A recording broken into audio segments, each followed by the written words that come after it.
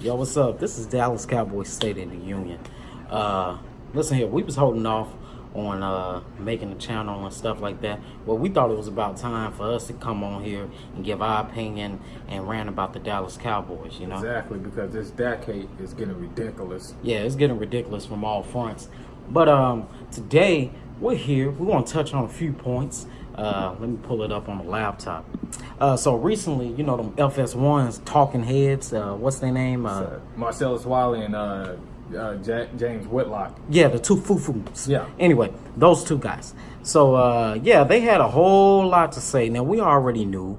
Nobody expected us to win against the Saints, all right? It was a shock to fans. It was a shock to everybody. I had this team pulling an upset early in the week. I felt good about the game. Same here. I mean, I even predicted the score 31-24. Yeah. 31-24. We winning. Most definitely. But see, one thing about that is that those Dallas Cowboys said, nah, you're not coming in our house. You know, you're not going to just sit over here and stomp on us. Exactly. Y'all just going to ride in thinking it was going to be a piece of cake, things of that nature. Nah, bro. That's not what's happening this time. So they went on ahead. They handled business. You know, they handled business something proper, of course. But, yeah. So we didn't, you know, nobody expected us to win. We ended up pulling an upset. It was 13-10. It was a defensive battle, you know, on all fronts and whatnot. And that was the most exciting defensive battle that I've ever seen. Yeah, in a low-scoring game, because you know most man. defensive battles are boring as shit. Heck yeah, because it's just like three and out. You know, and it's actually like tiring, you know, or whatnot. But you know, with that being said or whatever, nobody expected us to pull the upset, and we came in there and we shut it down, you know, and it left a whole lot of people upset. A whole lot of people upset. So with that being said, I'm going ahead and pull this up. Let's see.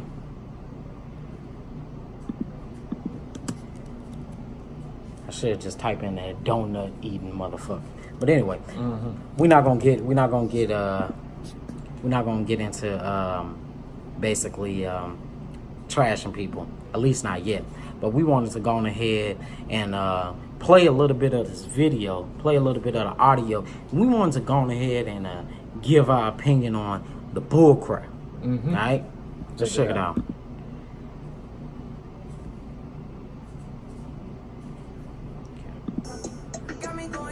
But we start every day with a Whitlaw. What you got today, big dog?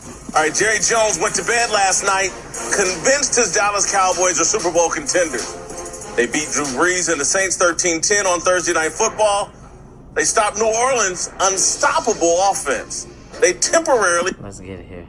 to more Ravens unit that carried Trent Dilfer to Okay. the wrong quarterback. All right, joining rather pedestrian. He's Blake Bortles 2.0. Jerry's built the right team. First of all, Dak Prescott is Blake Bortles 2.0. When he made that comparison, he lost all credibility. Yeah, he lost all credibility. I'm like, are you kidding me? Because I'm gonna tell you right now, Blake Bortles would have never thrown for 24 for 28, only missing 4 passes. He would have never thrown for 18 straight completions. Yeah. He would have never thrown for 248 yards and a touchdown. The only thing you could really count on Blake Bortles to do is to get at least 3 INTs a game. Yeah. He's gonna gift wrap an INT for a defense a game. Yeah. That's one thing you can count on him to do. So the fact that they made this comparison to Blake Bortles is ridiculous. Ridiculous. Ridiculous is an understatement. Exactly. Let's see what else these dudes got to say. The wrong quarterback. All right, joining the desk now are Fox Sports analyst Robert Smith. And I just thought I left that game going, it's not good enough at the quarterback. It's not. I just thought rooting last night that he would take the governor off this golf cart and finally just roll. Let's see what you can do, Dak Prescott. This stage was set perfectly for him to go out there and show everyone, the entire world, that Dak Prescott can lead a team, not just manage an offense. What happened? When we looked up, we knew the obvious. Texas legislation has been passed that no quarterback shall pass for over 300 yards, especially in the city of Dallas. Once again, no 300-yard game. Then I was like, okay. First of all, I wanna ask a question. What is up with people and their obsession for this damn 300 yards or whatever? It's like people have a hard on for QBs to consistently throw for 300 yards every single game. And it's not only Whitlock and Marcellus Watt. I'm just talking about the average NFL fan in general. Yeah. What is so fixating about throwing for 300 yards when you have an elite defense and you have a running game? And, people who don't know this is, it's all about the scheme. It's all about the scheme. It's all about the player. It's all about the fit. Exactly. Okay? This scheme that the Cowboys have on offense is a ball control, run-oriented football team. Meaning that scheme is not set up for Dak or for any QB to throw 300 yards or more. It's just not going to happen. Let's continue to watch. Okay, but make the throws. You can't. Sometimes the game plan doesn't call for you to take all the big darts down the field. When they needed the most, that one throw, the one pass, the one errant throw, I said, "Oh, Dak!" And then you follow that up with a sack forced fumble to allow New Orleans a breath of life. And then when you look up in totality in this amazing win, 13 points. I said, ooh. None in the second half. You may have won the battle, but you're going to lose the war, brothers, because if you go into the playoffs, and hopefully this team makes the playoffs, because I think that defensively and in the running game, they're special. If this team makes the playoffs, I don't see how this travels. And then the real hindrance, unfortunately, is their franchise quarterback, Dak Prescott. Yeah. Okay, first of all, I do agree that leaving unanswered points on the field is totally out of hand. And if we go into the playoffs, Kicking only field goals, we're gonna be out. We're gonna be out one and done. First round action and Jason Garrett is getting fired. Yeah. So, but at the same time, you can't sit over there. You can't sit over there and say a guy that had nearly a perfect night, had a nearly a perfect half had a complete perfect half against the number one ranked defense in the National Football League this season. See, this is the problem that pisses me off about these talking heads and then, just other fans in general and even some of our Cowboy fans. Okay, we went into this game and everybody betted against us. Everybody said that no, it's no way. New Orleans offense is just too dynamic. They got too many weapons. Drew Brees is having the best season of his career. He's an MVP candidate. We heard all of that. Oh, he's gonna pick y'all apart like a surgeon. We're gonna lose by 50. Your defense gonna give up 50 points, even though they haven't gave up over 30 points. They haven't given up 30 all season. And he's gonna come in there, and this is gonna basically be y'all funeral. That's what a lot of people said, and then we came in and shocked the world. And when I tell you the country was silent, the country was definitely silent. First of all, highest rated Thursday night game in NFL history. You think that was because of the Saints? No, that was because of the Cowboys. That's because of the Cowboys. We're an American team, but we're going to get on that subject for another day, another time. Yeah, we'll get on that later. Mm-hmm. But the fact that these people sit over here and they say, oh, well, it's still not enough at the quarterback. He missed 4 targets all game. It's like, what more do you want from the kid? And I think, me personally, I think they would be happy if he would have threw 2 INTs. Oh, yeah. They would have been like, ooh, that's a Dak Prescott. Oh, that's a Dak Prescott. Even though we know that Dak protects the ball. Now, granted, lately he has been fumbling and stuff like that, and he definitely got to clean that up. He needs to figure that out. He's going to have 10 days to rest before the Philly game, so I hope he figures out this fumbling of the ball. But at the same time, you cannot sit there and say that Dak Prescott did not have an impressive night. Nobody expected him to do anything, and he came out there and marched down the field, I want to say 4 times. Mm-hmm. Look, and here's the thing is, people want to complain that we're kicking field goals, and they want to blame it solely on Dak. I don't think you can blame it all on Dak. Majority of this has to do with the play calling. Yep. The play calling is predictable. Exactly. Everybody's expecting the run. Mm-hmm. And they don't have enough creativity in their passing plays to strike big, so they have to settle for field goals. Or when everybody is anticipating the pass, they going ahead and they gone ahead and start passing the ball instead of running it. Those kind of things is a coordinator's position. That's their problem. They are the ones that's supposed to dial up the right plays at the right time. You can't sit there and consistently say that, oh, it's Dak. No. If the defense is giving you a look that says, oh, they're gonna blitz you, they know you're gonna run the ball, you go with the pass. If the defense is spread out and they like, oh, we think they're gonna pass, obviously you go with the ball. I mean, you go with running the ball. And that's logical right there. And to add to your point about when a team blitz and they're expecting to run, that's when you have a hot route. Yeah. Normally, most of the time, the offensive coordinator gives a quarterback a hot route, a wide receiver that's taking a slant or a hitch or a hook route, where the quarterback is able to get the ball out quick before that pass rush can get there. You don't see none of that with Scott Linehan. You don't see no motions in the backfield. No. You know what I'm saying? You don't really see any creativity. It's pretty much vanilla, the Bluebell brand. You know what I'm saying? I'm not even call it the Bluebell brand. It's more like the Blue Bunny brand. Exactly. Vanilla. It's plain vanilla. Yeah. And so, a lot of people don't want to talk about that, but real knowledgeable football minds can see that.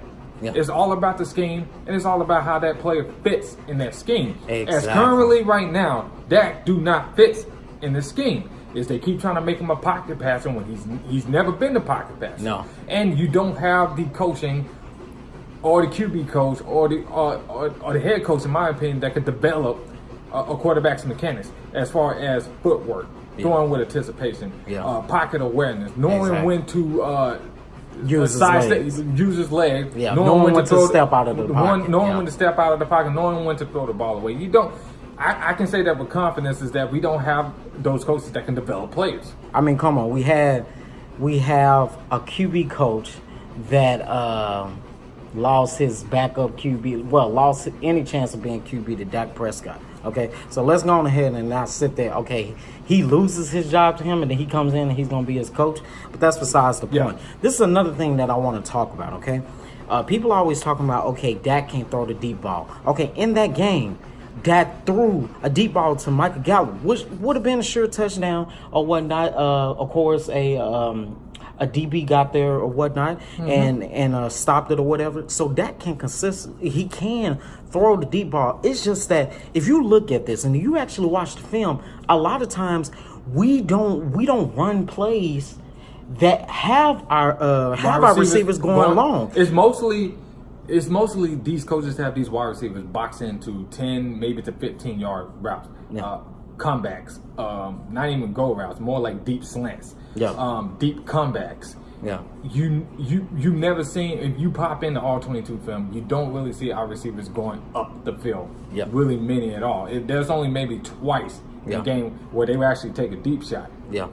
And you saw that with Michael Gallup in the first half, that 40-yard bum that Dak threw on a dime to Michael Gallup. Of course, he missed him open.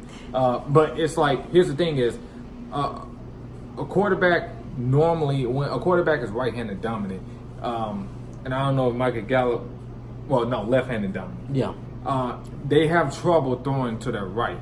And if you look at this particular play, where he missed Gallup wide open, is he's having to look off the safety. And normally when you're looking off the safety, you having to turn your head back and without hesitation launch it. And a lot of things can be contributed to that. Sometimes, a quarterback is not used to a wide receiver being that open. It all depends on the wide receiver momentum as far as is he's going full speed or is he slowing down. But we're not going to get into too much of that because we have seen consistently this season. I've seen a lot of passes, especially in the first half of the season, where deep balls being thrown to Gallup and Gallup dropped, and nobody talks about that. Sure touchdown against Atlanta throwing to Cole Beasley. Nobody talks about that. Nobody talks about. Let's just get back to the New Orleans Saints game. Nobody talks about the fact that Amari Cooper fumbled the ball. Okay, we consistently don't talk about those things, but we like to basically magnify the mistakes of the QB. Okay, exactly. and then when he somehow puts together a win and he's the one moving down the field and nobody stuff like wants that, to give him credit. Nobody wants to give him credit. They say it's for Ezekiel Elliott or running or it's the O-line. Let's listen to this garbage some more. I mean, even though he was 24 of 28 he didn't even have 250 yards, I believe. He's a quarterback, like you said, that's going to go in there and manage the game. And with a defense like they had that played the way that they played last night, if they can continue anywhere near that and that can consistently not turn the ball over and do the things that he did yesterday, then they have a good chance of making it into the playoffs and possibly, I believe, winning the Super Bowl. But it's not going to be because of him. It's going to be because of that defense. What do you think of my comparison of him to Blake Bortles? I don't think he's that bad. Oh, I agree. He's not. I mean, you're talking about a guy that 110 career touchdowns, 90 interceptions. Dak hasn't been that bad. Now, look, I'm concerned about the fumbles as well. Some of that is attributed to the offensive line. 45 sacks on the season. I know they've had their center out. Left tackle Smith has been out, but he's got to do a better job at taking care of the football. But I think he's better than Blake Bortles. His ability to run. Fumbles are the same as interceptions, or they're turnovers. They kill momentum. I agree to a degree. First of all, I wonder if this fat motherfucker has ever played any football. Probably not. I know, because it looked like the only football he plays is eating donuts. But let's continue. Duncan. Yes, the fumbles are a concern, but I think some of that can get cleaned up. There's no question he has to be better in the pocket. And I don't think he's an elite quarterback. I'm interested to see what they do when it comes contract time. They're talking about him like he's a franchise quarterback. I don't know that you can't pay a guy like him like you're paying the top. Hold on, this whole Blake Bortles, let's not dismiss this. You're on to something here. I mean, Dak Sanchez, if you want to go Mark Sanchez, your early Ben Roethlisberger when the defense was carrying. Don't compare him to Ben Roethlisberger. No, I said early. You see how the whole tune changed. Now, granted, I don't like Wally over here anyway, but you see how the whole tune changed when they bring up Ben Roethlisberger. See, this is the problem that a lot of Cowboy fans and people in general have, because these pundits basically spew out this scripted bullcrap every single week. I mean, he really called him Dak Sanchez. What he don't understand is Sanchez was the one in his ear his rookie season. Exactly. Telling him what to look for. Yeah. So if you want to compare him to Dak Sanchez, go right ahead. But yeah, definitely as James Harrison said, and even Robert Smith said, he is not that bad. Like, not even close to being that bad. But see, this is the problem that I have when they bring up Big Ben and stuff like that, and then all of a sudden Jason Whitlock and James Harrison basically, oh no. Listen here, everybody already know that first Super Bowl that Big Ben won. That was a defense right there. That was the defense, okay? Defense. He was a game manager. Let's go ahead and call it what it was. I think he was on record saying that I'll be happy when we win the Super Bowl because of me. And, of course, he got that one a few years later. Yeah. But with that being said, don't sit over there and act like Big Ben, Aaron Rodgers, Tom Brady. Don't sit there and act like these QBs just became gods here overnight, okay? We can even talk about Brady. I think it's safe to say now, don't get me wrong, Brady has always been consistent, even when he took over the starting job for Drew Bledsoe. But let's not forget that them early Super Bowls, Tom Brady had a stellar defense. He had a stellar defense. He didn't really have the weapons, but he had a stellar defense along with great coaching. Yeah. Bill Belichick. And that's what people are failing to realize here. Coaching makes a difference here. But let's not even bring up TB12. Let's talk more about the ones like Aaron Rodgers. Aaron Rodgers sat on the bench, 5 years? Right. Before he ever took over the starting job. Dak was thrown into the fire. And keep in mind, Dak was drafted in the 4th round. They really didn't expect to have to use him. It was only because Romo, Kellen Moore, and Jamil Showers, who was going for the QB position in 2016, all of them got injured, and they didn't have no choice but to go with Dak. And there, to your point, Romo sat on the bench for 4 years. He didn't start to year 4 of his career. A lot of people forget about that. He had time to sit on the bench, watch, learn, diagnose, and learn how to read defenses. Even with Dak, he didn't learn how to read defenses till year 6, year 7 of his career. I mean, he's talked about this on the football. So the bottom line is people are expecting Dak to be an 8-year veteran in only his 3rd year. Exactly. And it's like he's having on-the-job training. Right. He doesn't have the luxury of being able to sit, rest his body, be healthy, and sit there and watch the game and learn from it. And to Robert Smith's point, I do agree with him. I don't think Dak is elite. I don't think he's elite. Not yet. Yeah. But he's a good QB, and you can win with you can him. win a Super Bowl with him. It all matters about the pieces that you have around him. Of course, that line has got to protect them better. They got to protect. They gave up 7 sacks against New Orleans. You can't. And not to mention, they was the number 1 ranked defense coming into the game. Exactly. That's what Jason Whitlock and Marcellus Wiley is failing to realize. That Exactly. I mean, this Saints defense ain't no scrub here. Exactly. This was the number 1 defense coming into the NFL, and you got La'el Collins facing off against Cam Jordan, who's one of the better defensive ends in the league. Yeah, that's exactly what I wanted to talk about, because you sit there and then you say that, oh, it's not enough at the QB position, but this is the same Saints team that y'all been praising all season. Oh, the defense is stellar, is number 1. Dak's not going to be able to do nothing on them, and he went for 24 for 28. Now, of course, he took sacks, okay? Of course, he had strip fumbles and stuff like that, but he's going up against the number 1 defense. And keep in mind, this line, everybody wants to sit there and act like this line is not compromised. This line has been compromised since the beginning of the season. Starting with Travis Frederick getting diagnosed with that exactly. the autoimmune disease, and then they're missing Tyron Smith, so they got Cameron Fleming in a left tackle. You had Connor Williams in the first half of the year, which to me is nothing wrong with his technique. He just needs to get stronger. Yeah. And then you have La'el Collins, who seemed to regress a little bit because it seemed like he's becoming a turnstile at the worst times. Exactly. And Zach Martin and Joe Looney, I don't really have any issues with them. I mean, Joe Looney's been a stud. He's been a stud. Zach Martin has always been a stud. Yeah. But getting to your point, that offensive line is compromised. Whether people want to believe it or not, yes. Has Dak run into some sacks? Yes. And I do blame some of that. I blame on him. Some of the majority of that I blame on the coaching. If you have an OC or a QB coach, not even an OC, if you have a QB coach that can teach him the importance of mechanics, footwork. Learning to step up in the pocket when the pass rush is coming near you, you can sidestep it. But even you will see improvement in that area, and even with the pocket awareness, I've seen moderate improvement. Yeah, and progress is better than no progress. Exactly. So let's finish watching that. Don't. Okay, but we know how that Ben didn't even turn the ball over like that. Ben scrambled and made plays. Ben didn't turn the ball over like that. Every QB Ben used his turned the legs ball. like that did to extend plays. But at the same time, when Ben scrambled Oh yeah, that's another thing that people don't talk about. Okay, people talk about Dak misses open throws all the time and stuff like that. People even say he consistently missed open throws. Every QB consistently miss open throws every game. Nobody is going to have 100% completion, okay? So you can't sit there consistently, because it's a game. You're not going to hit on every target. It's about making more plays than the other team that you are playing. No game is going to be perfect. I don't care if you're the Saints. I don't care if you're the Rams. I don't care if you're the Chiefs. And we saw that with the Chiefs and Rams game. Like, come on. This is the same thing. Let's see. How many fumbles that Dak Prescott got? Because I believe it's in the double digits. Yeah, it's about 11. It's somewhere in the double digits. It's about 11. But I saw something.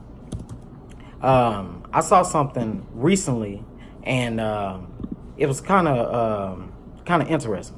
Okay, you look at this. They saying 2018 fumble statistics. Now, of course, he's leading it or whatnot. Okay, with 11. But who else is in this category? Russell Wilson, Carson Wentz. Oh yeah, y'all beloved Carson Wentz. Y'all think he's the next coming of Joe Montana. Marcus Mariota is in that. And Blake Bortles, who they just have a hard on.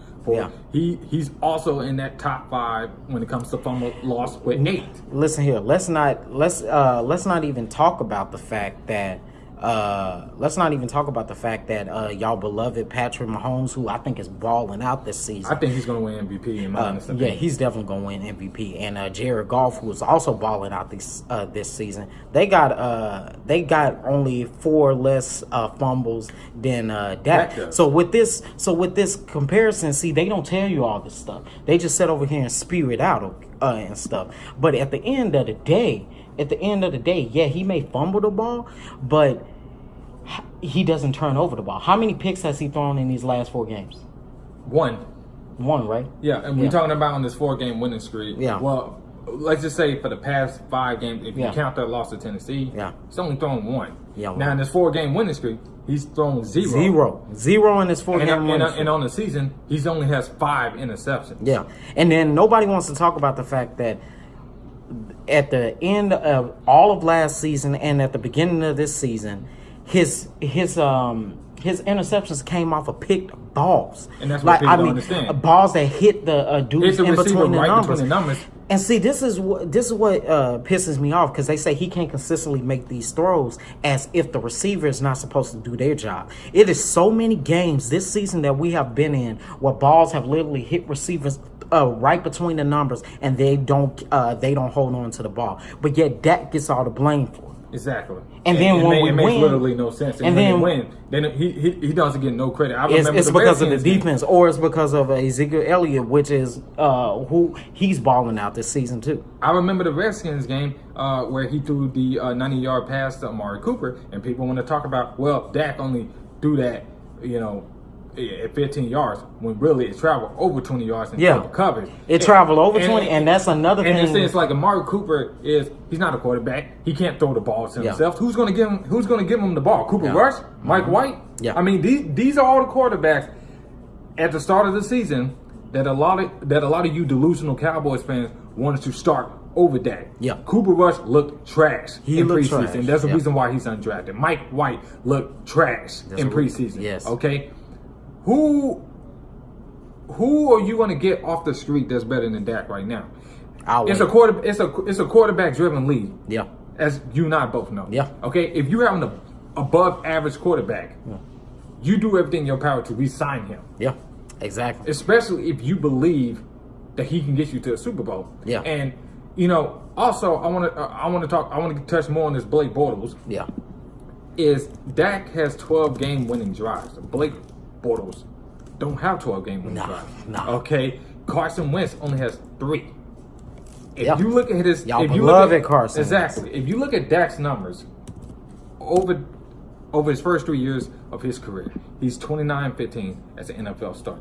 That record is better than Pat Mahomes, Carson Wentz, Jared Goff, and Blake Bortles within that time. Now, granted, he didn't come in the same league. He didn't come the same year that Blake Bortles did. But I'm just right off the this is another thing. He's consistently up there. As much as these talking heads and these pundits want to freaking make it seem like Dak Prescott is such a bad QB, and a lot of you delusional Cowboy fans actually eat the cheese and stuff like that. He's consistently, when you look at all these statistics, he is consistently in the top 5 of these QBs.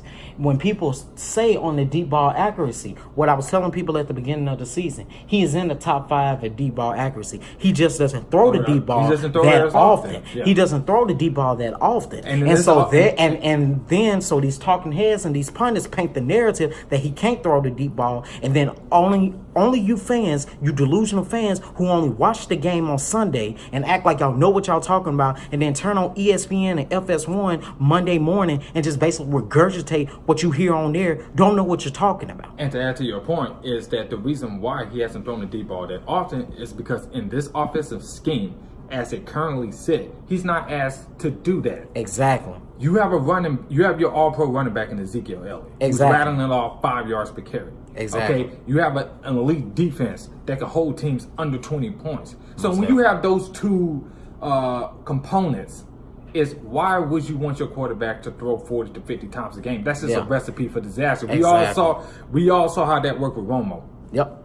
Did not work out well when he was asked to throw 40 That's to 50 another times thing a game. that's another thing that people talk about. Okay, we sitting here talking about, man, Dak is fumbling the ball. He's gonna cost us a game, deep ball accuracy.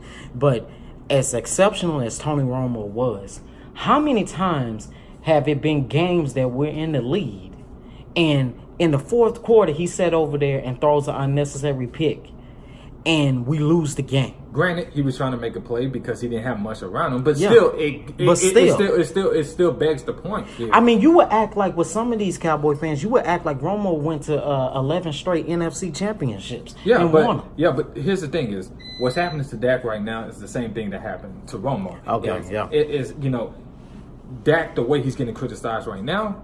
It's the way Romo got criticized. He could do no right, no matter what he did. No matter what he did. The same thing is happening to that.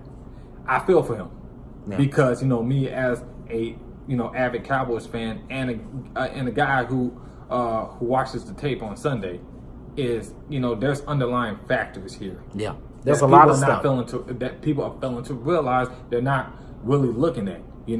And so when Whitlock is calling him Black Bortles, and and then Marcellus Wiley is calling him Dak Sanchez, it's almost like, I mean, have you seen Blake Bortles? Yeah. Have you watched the games?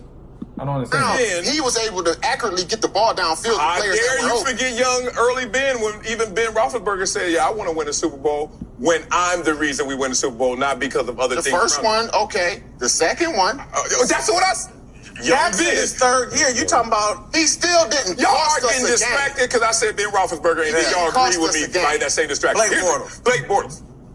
Higher ceiling. Or Blake. Blake has a high, and You think Blake lower floor. Okay, now this is just unbelievable.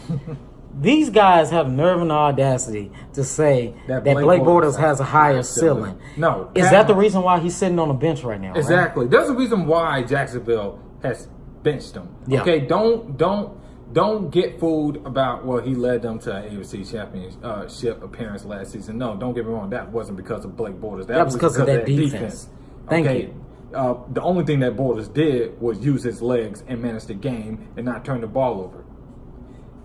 Now, here's my issue with this is they want to talk about Blake Bortles has a higher ceiling. No, I don't think he has a higher ceiling. I think he's reached his ceiling. Yeah. He's not going to get above where he is right now. Pat Mahomes has a higher ceiling. That's a higher ceiling. That's a Jared Goff. Ceiling. Jared Goff has a higher ceiling. Carson Wentz has a high ceiling. Yeah. Okay. But which one is better? I mean, look, Blake Bortles, hold on. Blake Bortles is not sitting there saying my resume only reads with 300-yard games. My resume, he has like 19 300-yard games versus 3 from Dak. Blake Bortles has had 5 games with 4 more touchdowns. Ask me how many Dak has had in his career. Donut. 0. But how many wins do he have? Okay. And I don't know. How many wins? Did he said that Dak has never had a 300-yard game? Yeah. He said no. He said that how many has Dak had, and they basically said zilch. What are you talking about? His rookie year against the Ravens, he has 301 passing yards. Yep. So that automatically debunks your argument, Marcellus Wiley. Yeah. But continue. Blake Bortles has had some highs. New England last year in the playoffs. Pittsburgh last year. Okay, we're not gonna act like we're not gonna act like Dak Prescott taking his team on an 11-game winning streak. Him and Ezekiel Elliott basically just bouncing off of each other and basically bringing a resurgence in his offense. We're not gonna act like when we got to the divisional round against freaking Aaron freaking Rodgers that went toe to toe. He went toe to toe. He went toe to toe, and we was up, and we lost by a field goal. Y'all act like Aaron Rodgers blew us out. No, Dak Prescott went toe to toe. He consistently. How many primetime games have he won? I can name many of them. He consistently, when the lights are his brightest, he consistently produced. But again, y'all look at these pundits and stuff like that, and then y'all watch the game, and all of a sudden, oh yeah. And then another thing I'm saying, a lot of people wasn't sitting over there talking about Dak couldn't do this, Dak couldn't do that. Dak, and as far as his abilities, haven't changed since his rookie season. If anything, I think they got a little bit better, if you ask me, because he done got a little bit more aware. I done seen him make passes that I definitely didn't see him make his rookie season. But yet, nobody was saying that his rookie season. The narrative, his rookie season was like, no, Romo's done. Get him out of here. Well, now, all of a sudden, everybody and their mama is saying that, we put Romo down too quick. Are you kidding me? And I already know what these delusional Cowboys fans are going to say. Well, Dak had everything perfect for him. He had an O-line. He had a running game. He had Dez and this and that. How many of those seasons did Romo have? How many? 2014? We talking about Dak 300 Prescott was still in college. Yeah. How many of those did he have? Like 2014 was supposed to be the year. I can only count 3 years. Oh yeah, and that's another. I can only count 3 years: 2007, Yeah. 2009, Yep. and 2014. Yeah. Okay. So at the end of the day, we went 8-8. Listen here, Dak Prescott hasn't had a losing season yet. But we want to sit over here and talk and spew this garbage, you know? Also, contrary to popular belief, everybody want to act like in 2014, Romo was just sitting over there flinging the ball all over the place and going over this beloved 300-yard threshold. He only had one 300-yard game. Yeah. And I think the exact number was 324 yards. I forgot the team he was playing against. But he only had one 300-yard game. Yeah. That entire 2014 Keep season. in mind, that this is... the team... Oh, sorry to interrupt. No. But that team in 2014 is currently constructed... was currently constructed in 2016. Yep. And you're starting to see some resemblance here in 2018. Exactly. Okay? A ball control, run-oriented offense. That's always been Scott's Linehan playbook. Yeah. He wants to bleed the clock out. He wants to sustain Muddy the long game. drives Yeah. and score points. The only problem in 2018 is they're not cashing in on the red zone, Yeah. but they are chewing up the time of possession. They are winning that is battle. true. I mean, 37 minutes in the Saints game. To or 20 whatnot. as opposed to 23 minutes for the Saints. Yeah. And remember, I told you before that game is there's only so many possessions that an offense can have in a game. Yeah. I think the average NFL number is between 10 to 12. Okay, Definitely. if you're able to take away just two of them, you pretty much just alter the game plan. Oh yeah, most definitely. But yeah, no. But getting back to the 2014 season with Tony Romo, Romo wasn't throwing for 300 yards. And this is the same year that DeMarco Murray had, like 1,600 rushing yards. Yeah. I think Dez had about 1,300 or 1,400 receiving yards that same season. Right, DeMarco Murray led the league in rushing that year. Like, so let's not sit there and act like the ball was just in Romo's hands. Okay, now the years that the ball was in Romo's hands when he didn't have a running game, when he didn't have an O-line, where did we go? We didn't go nowhere. And he had a leaky defense that couldn't hold water for nothing. Let me not even get back to the 2013 game against The Giants. He threw 4 TDs, 0 INTs. Yeah. He put us up by 2 possessions by throwing a wide open touchdown pass to Dez Bryant. We lost that game because of the defense. The defense couldn't hold water or for the nothing. Broncos game. The Broncos game when he threw for 506 yards. Yeah. And he threw a back-breaking interception. People want to talk about, well, you know, he threw the INT in the late. Well, here's the thing is, if I was to tell you that you was going to score 48 points, what would your first instinct be? You're going to win the football game. Yeah. Only to find out that you lose it because your defense gave up 51. And that was one of the worst defenses of all time. Exactly. That was one of the worst defense in franchise history, if not the worst. Yeah. But nobody talks about Nobody that. talks about that. Come on. I look at Blake Bortles and see a little more even than you see in Dak at times. That's the conclusion I had to come to last night. And it literally comes down to one throw. If he hits Gallup late, we're having a completely different conversation, and he's... Y'all a goddamn lie. Because if he would have hit, this is how this would have went down. If he would have hit, Michael Gallup or whatnot, y'all still would have talked about, oh well, he missed 2 throws. Dak still didn't do a whole lot in that game that made me feel like he was taking charge of the game. Keep in mind, Zeke only had 76 rushing, 76 yards on 23 carries. On 23 carries because they was playing the number 1 ranked rushing defense. Yes, that's going to happen. That's gonna happen. If you look at the Saints' run defense for this year, they have not allowed a 100-yard rusher this season. Period. Zeke is the only running back to average more yards than the past running backs that they face at 76. Exactly. But everybody want to sit there and say that this is not a victory. Come on. cashed his lottery ticket, and he's made that play. But again, when you're Dak and you only take so many shots down the field, it magnifies the ones you miss. Yeah. And then, again, some of this, the Cowboys' offensive line, even injured, is too good for a guy to have taken 45 sacks. Sometimes. Are you freaking kidding me? First of all, 45 sacks. The first half of the season, This O-line was not good. I don't want to hear that garbage. No. I don't want nobody putting nothing in the comments talking about this O-line was good, okay? Because and people can go back and watch the film. Lyle Collins on a regular, consistent basis, since we want to talk about consistency, on a consistent basis, at the beginning of the season, Lyle Collins was getting turned like a carousel. Like, come on. Exactly. You know, this all comes at a time in that first half of the season where they had a new O-line coach that changed the scheme from a zone blocking scheme to a power blocking scheme. You know, and for people who don't know the difference between a power blocking scheme and a zone blocking scheme, a power blocking scheme is more like technique-wise where you use your hands to throw it off an oncoming defender, as opposed to a zone blocking scheme where you're just literally beating the man in front of you and mauling.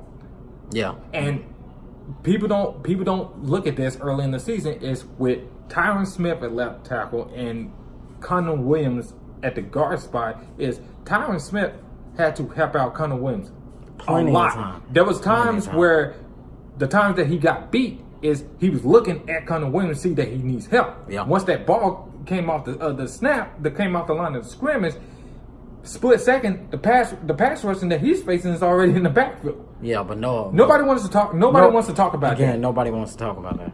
Sometimes you have to see the blitz coming, get rid of the football, move the protection the right way. I look at Dak and just say, okay, it's too much for him. And I'm not sure if that's ever going to get corrected. Cam Jordan had a front side sack forced fumble on Dak. That's hard. In the red zone. Thank you, James Harrison. That is hard. You Like, see you me want to come coming? blindside all day. Like, they see that. It's $18 million and say, if that's not good enough, Dak. But he was a guy that was good enough and carried that starting job for but I'll say this again, as good as that defense was last night, and they shut down an offense we thought was unstoppable, I don't think it's good enough to carry Dak. Yeah, that's the issue. They had 7 sacks on Dak in the library, as Coach would call it. That means 7 sacks on Dak in the library, and of course it went off. But see, this is the garbage that I'm talking about, okay? Nobody wants to talk about the fact that our defense was mauling down Drew Brees. This is the problem. And we win the game. Drew Brees all night. We win the game, and then what's the narrative that's painted is, oh well, we didn't win good enough.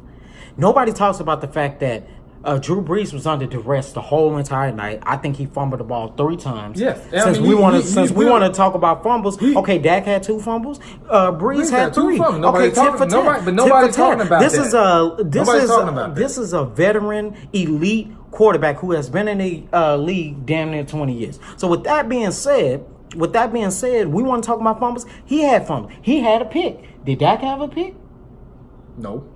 So when you look at that, nobody wants to talk about that. And then another thing that wasn't in this video that we showed you is the fact that Marcellus Wallace basically said that something was going on with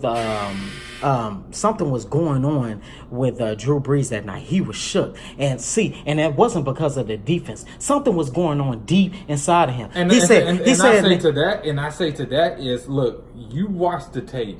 Yeah. And Drew Brees was never able to get comfortable in that pocket all night. That defensive line for the Cowboys harassed him all night, had him moving around. Even Drew Brees said it himself that they was never really able to get into a rhythm. Exactly.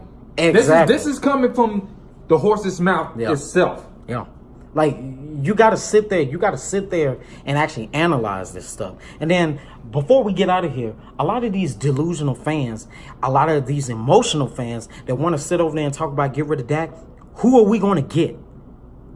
Unless you want to go through the quarterback carousel after Troy Aikman retired.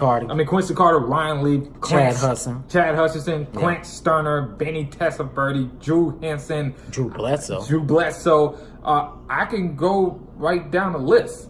It's hard to find even an above average quarterback in today's game. Most definitely. And if you can win with Dak, win with Dak. And all of the fans, we won this game. There are certain Cowboy fans right now that are upset that we won this game.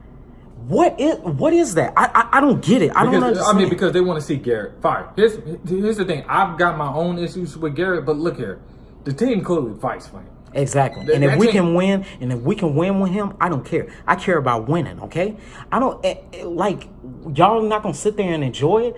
Automatically, we win a game against a team that this whole season people told us we didn't even have a chance of winning against. They are going on a hot streak. They are clearly a Super Bowl contender. We win against this team, end out a tough November, and we 3 games in 12 days, and we still managed to get 4 straight wins in November. And this was the toughest part of the schedule, even when it came out in April. Exactly. This was going to be the toughest part of the schedule. And yet we still have these fans that want to sit there and not be happy. At the end of the day, a win is a win. I don't care if it comes from the defense. I don't care if it comes from Dak. And I don't care if it comes from Zeke. At the end of the day, if we win in a game, is that what matters? It's hard to win in the NFL. It's hard to win in the NFL. Ask Hugh Jackson, the Cleveland Browns. Exactly. It's hard to win in the NFL. It's hard, especially when you don't have no talent on the team.